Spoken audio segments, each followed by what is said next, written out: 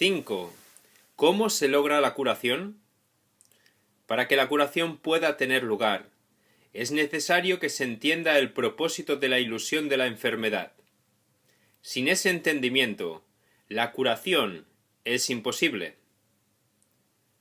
1. El propósito de la enfermedad. La curación se logra en el instante en que el enfermo deja de atribuirle valor al dolor. ¿Quién elegiría sufrir a menos que pensase que con ello podría ganar algo? ¿Y algo que tiene valor para él? Indudablemente cree que está pagando un precio módico por algo de mayor valor, pues la enfermedad es una elección, una decisión. Es la elección de la debilidad, procedente de la equivocada convicción de que es fuerza.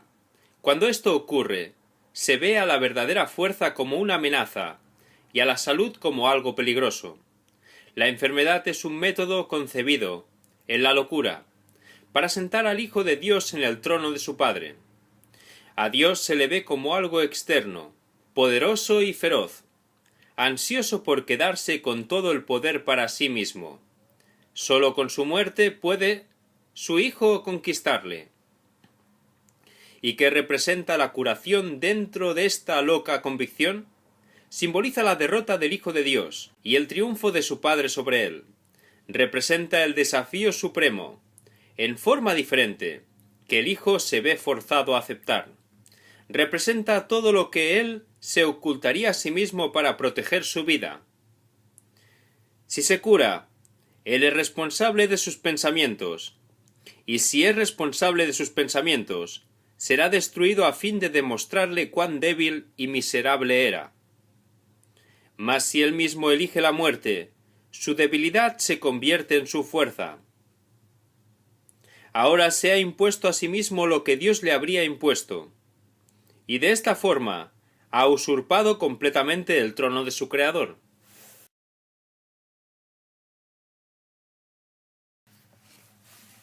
2. Un cambio de percepción. La curación es directamente proporcional al grado de reconocimiento alcanzado con respecto a la falta de valor de la enfermedad. Solo con decir, con esto no gano nada, uno se curaría. Pero antes de uno poder decir esto, es preciso reconocer ciertos hechos. En primer lugar, resulta obvio que las decisiones son algo propio de la mente, no del cuerpo. Si la enfermedad no es más que un enfoque defectuoso de solventar problemas, tiene que ser entonces una decisión. Y si es una decisión es la mente, y no el cuerpo la que la toma. La resistencia a reconocer este hecho es enorme, ya que la resistencia del mundo, tal como lo percibes, depende de que sea el cuerpo el que toma las decisiones. Términos tales como instintos, reflejos y otros similares representan intentos de dotar al cuerpo con motivadores no mentales.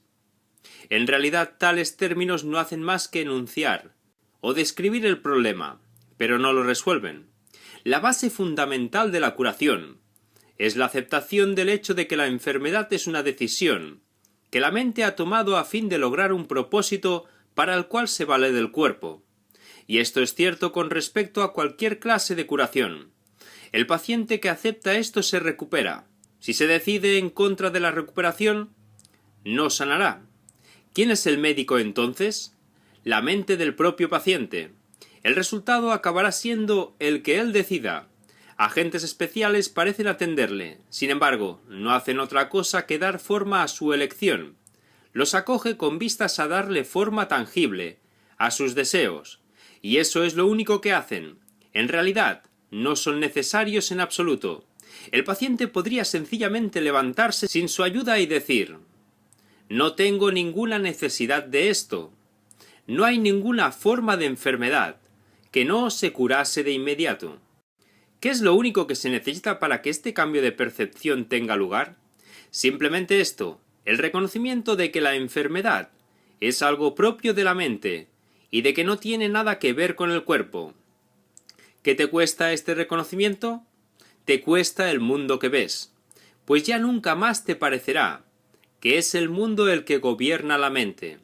Con este reconocimiento se le atribuye la responsabilidad a quien verdaderamente la tiene, no al mundo, sino a aquel que contempla el mundo, y lo ve como no es, pues ve únicamente lo que elige ver, ni más ni menos.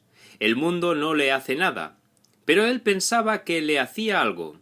Él tampoco le hace nada al mundo, ya que estaba equivocado con respecto a lo que el mundo era. En esto radica tu liberación de la culpabilidad y de la enfermedad, pues ambas son una misma cosa. Sin embargo, para aceptar esta liberación, la insignificancia del cuerpo tiene que ser una idea aceptable. Con esta idea, el dolor desaparece para siempre, pero con esta idea desaparece también cualquier confusión acerca de la creación. ¿Cómo podría ser de otra manera? Basta con poner causa y efecto en su verdadera secuencia, con respecto a algo, para que el aprendizaje se generalice y transforme al mundo. El valor de la transferencia de una idea verdadera no tiene límites ni final. El resultado final de esta lección es el recuerdo de Dios. ¿Qué significado tiene ahora la culpabilidad, la enfermedad, el dolor, los desastres y todos los sufrimientos? Al no tener ningún propósito, no pueden sino desaparecer. Y con ellos desaparecen también todos los efectos que parecían tener. Causa y efecto no son sino una réplica de la creación, vistos en su verdadera perspectiva, sin distorsiones y sin miedo, restablecen el cielo. 3. La función del Maestro de Dios. Si el paciente tiene que cambiar de mentalidad para poderse curar, ¿qué puede hacer el Maestro de Dios? ¿Puede cambiar la mentalidad del paciente por él?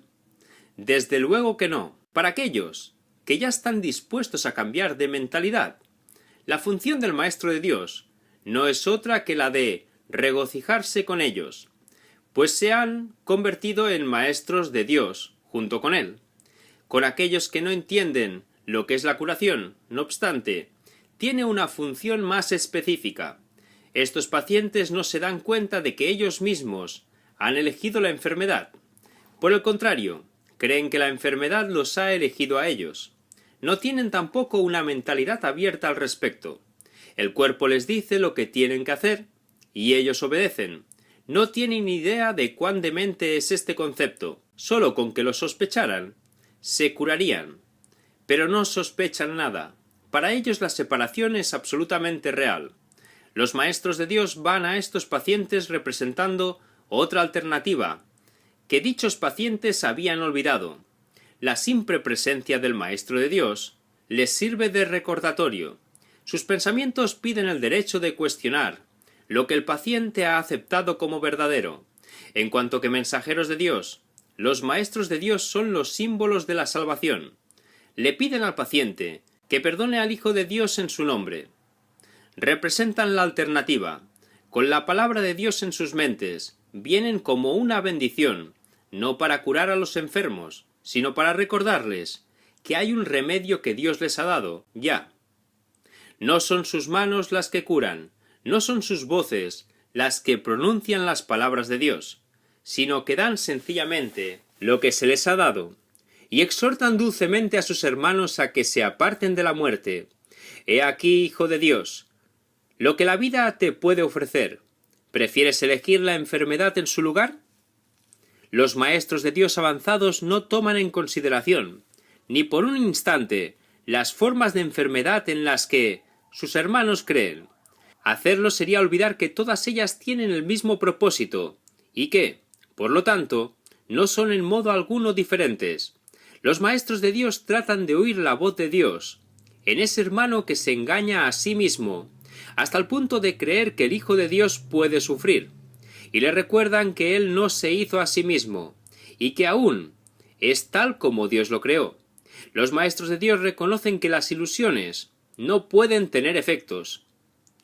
La verdad que se encuentra en sus mentes se extiende hasta la verdad que se encuentra en las mentes de sus hermanos, y de este modo no refuerzan sus ilusiones.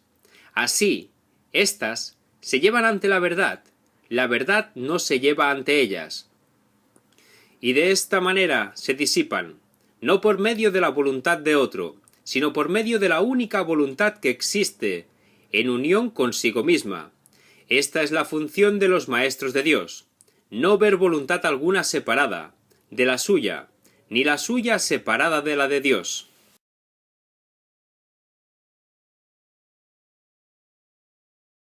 Dolor.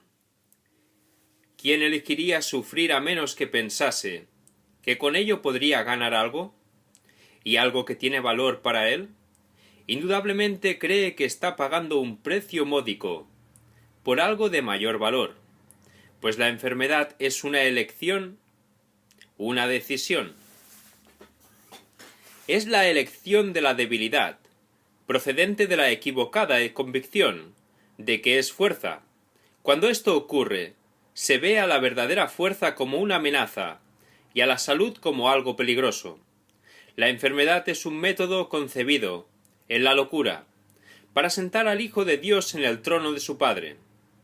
A Dios se le ve como algo externo, poderoso y feroz, ansioso por quedarse con todo el poder para sí mismo. Solo con su muerte puede su Hijo conquistarle. ¿Y qué representa la curación dentro de esta loca convicción? Simboliza la derrota.